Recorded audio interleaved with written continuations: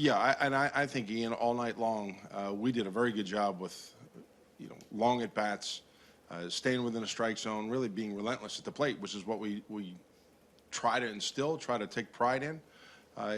But 2 nights in a row where we're able to tack on runs late, give us a little breathing room in a bullpen.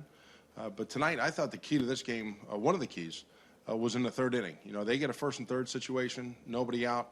Chris has a chance and strikes out the side from that point on. And then we turn right back around and get in a first and third, nobody out, and still put up quality at bats, able to build a couple of runs in that inning. And you know what? They pressed Chris a few times tonight. He had to make some big pitches against a powerful right-handed hitting lineup. But once we got into the bullpen, we did a very good job offensively. It's great to see Bogey swing the bat like he did, impacting the baseball. There's better leverage in his swing right now, what we're seeing. But you look at the middle of the order, just an outstanding night once again from Mitch. Good to see Petey get on the board a couple of times with a couple of base hits, but the middle of the order was very good tonight.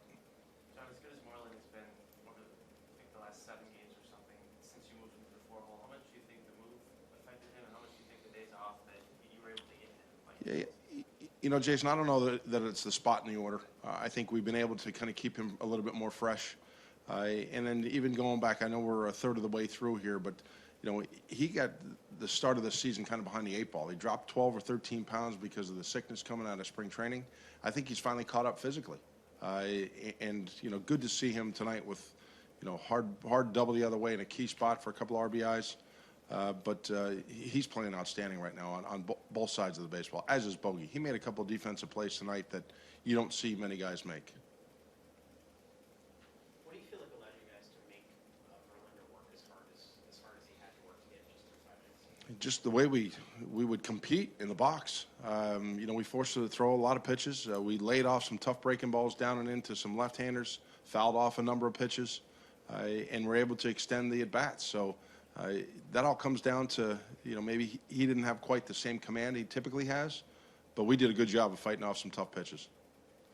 Could you speak to the strength of Sale's stuff? He seemed to get a lot of swing and misses on the slider. You mentioned that third inning, and just kind of, how much the line may not look as good with the 9 hits, 3 runs, but just how big the stuff was.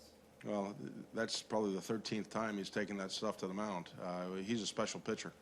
And when you combine the physical abilities with a competitive tenacity that he has, in those tight spots, he has a unique ability to reach back and get a little extra and get key strikeouts. And that was certainly on display here. You mentioned the way you competed in the batter's box tonight. Has that been a difference in these 2 games than it was in New York, do you think?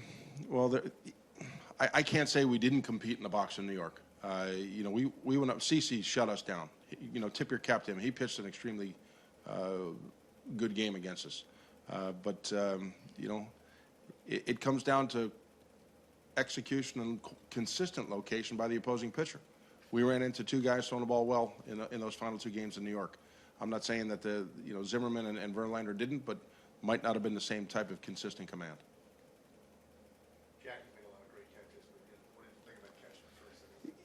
We were talking about not that specific play, but when a ball goes up and it's in center field, you typically don't ever worry about what part of the ballpark it's going to be in. Jackie's likely to get there somehow, but he's made and ranged so far, whether it's going back into the triangle, whether it's coming in on a ball like he did tonight.